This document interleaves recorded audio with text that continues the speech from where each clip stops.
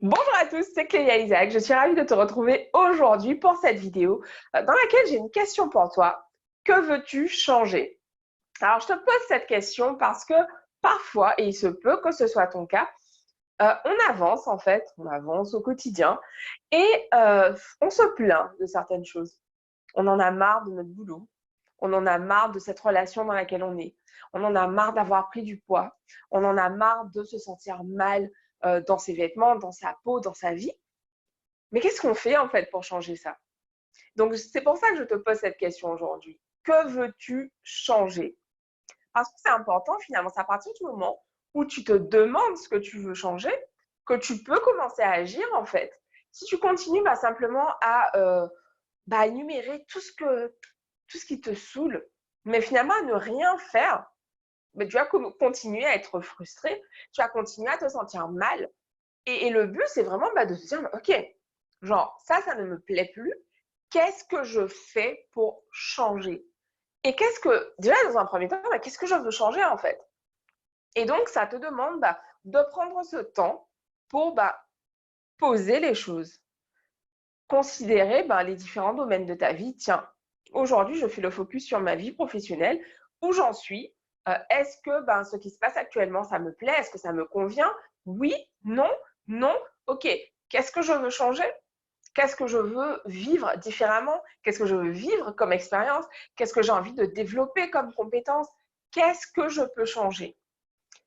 Il se peut que tu ne saches pas, par exemple, si aujourd'hui tu n'obtiens pas les résultats que tu veux dans ta vie professionnelle ou ta vie en tant qu'étudiante, par exemple, il se peut que tu n'aies pas conscience de ce qui pose problème.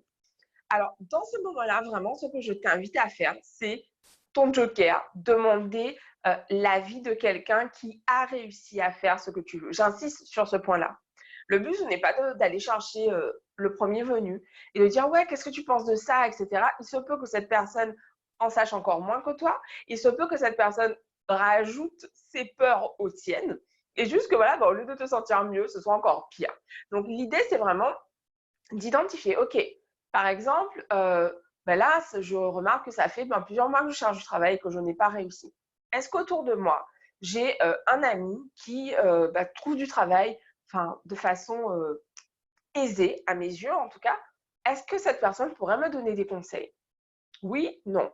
Si autour de moi, je n'ai pas d'amis qui pourraient me donner des conseils, où est-ce que je peux chercher ces informations?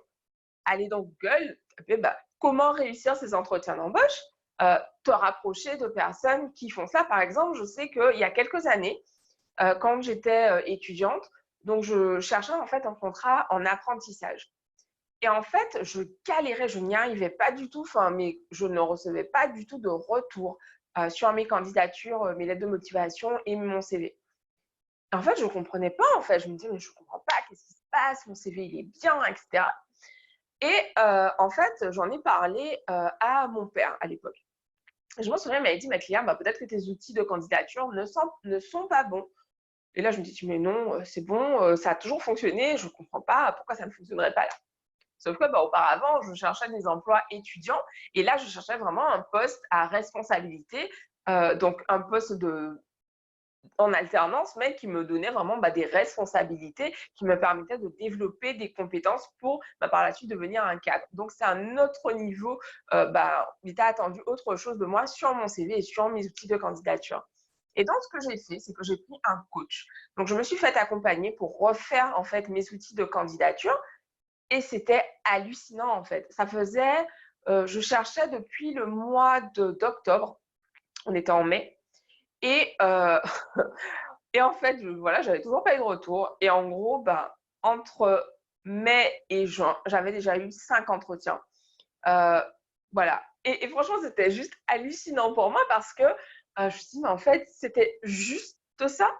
Mais oui, en fait, parfois, c'est juste ça. Il suffit tout simplement de te rapprocher de quelqu'un qui sait et de bénéficier en fait de son expérience. Donc, c'est exactement, moi, pour mon cas, ce que je propose, par exemple, à mes élèves ou aux femmes qui désirent se faire mentorer par moi, c'est finalement de leur apprendre à voir, à faire différemment pour qu'elles puissent obtenir les résultats qu'elles désirent.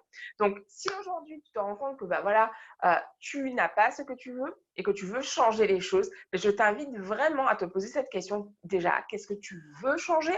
Et puis ensuite, avancer step by step, petit à petit, pour pouvoir effectuer concrètement des changements dans ta vie parce que la loi d'attraction, c'est génial. Demander, prier, espérer, c'est génial. Mais par contre, au bout d'un moment, il est important de se bouger, d'agir, de passer à l'action parce que voilà, nous sommes des êtres physiques et que ça demande tout simplement pour obtenir ce que l'on veut, une participation de notre part, de l'énergie de notre part dirigée vers ce que l'on désire.